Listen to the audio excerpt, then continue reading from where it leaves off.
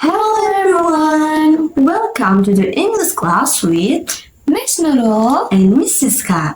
So, how are you today? I hope you are doing well. And do you know what we will learn today? Yeah, we will learn about recontext. And after you study about the recount text, you will be able to understand the meaning of the recount text and you will be able to identify its structures and language features. So, are you ready to learn now? Then, let's get started.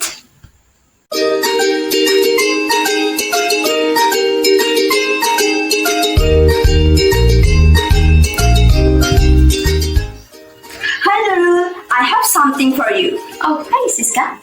What is that? Here, I bought batik clothes for you. Last weekend, my family and I went on vacation to Yogyakarta. Wow, Yogyakarta. It sounds interesting, but can you tell me and what are you doing there?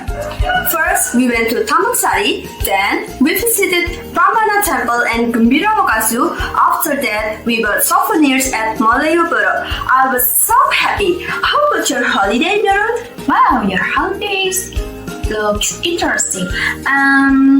Last holiday I went to the Lembang floating market.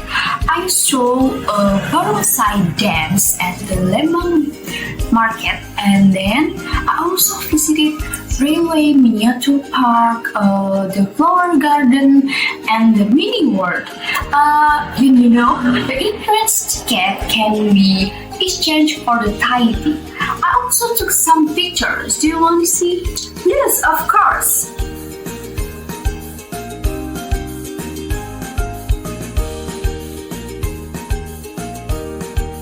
Wow, that was fun. Then, how about your holiday experience? Well, we can retell about our holiday experience or an event in the form of a text called recount text. Then, what is the definition of recount text? Recount text is a text that tells the reader about one story, action, or activity.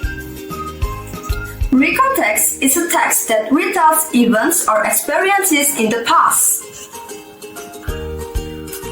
Not only a holiday experience, but can be an experience such as participating in a competition, birthday, getting a gift from a friend, and so on. Next, what are types of the recount text? There are 4 types of recount text. Personal recount, factual recount, historical recount, and then imaginative recount. In writing a text must have a purpose. The purpose of a recount text is to list and describe past experiences by retelling events in the order in which they happened. The next is generic structure.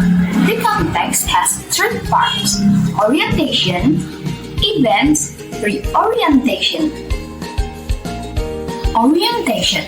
It gives the reader the background information needed to understand the text, such as who was involved, where it happened, and when it happened. Events. A series of events ordered in chronological sequence. Reorientation, a personal comment about the event or what happened in the end. Look at the following example of recount text. Here we will compile a recount text about personal experience. First, you have to determine the title of the story. In this example, the title created is At the Beach.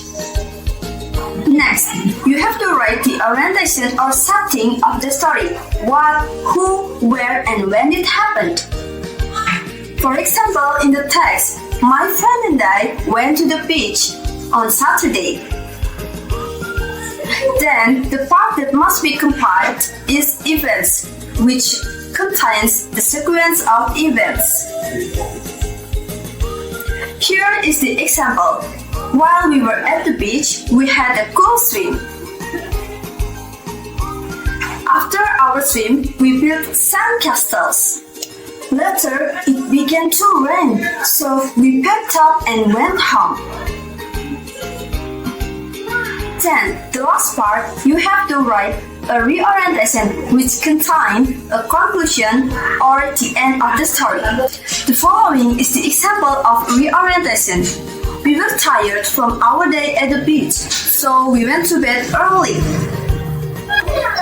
So, that's how we compose a recount text. It's easy, right? Okay, the next is language features. The first is using simple past tense or verb to. For example, I went to the beach last year. And the second is using personal participant. For example, I, we, my family, our team, and etc. And the third is using chronological conjunction. For example, first, then, next, after that, and etc. And the last is effort of time. For example, last year, last day, yesterday, and etc. Before we close the activity, who's today's activity fun? Of course, it was fun. Now, I want to ask you a question. What did we learn today? Yes, we learned about recount text and its generic structure, language features, types, and we also learned how to compose a recount text. I hope you can understand today's lesson. So that's all for today's activity. See you in the next English class with Miss Nurul and Ms Siska. Goodbye!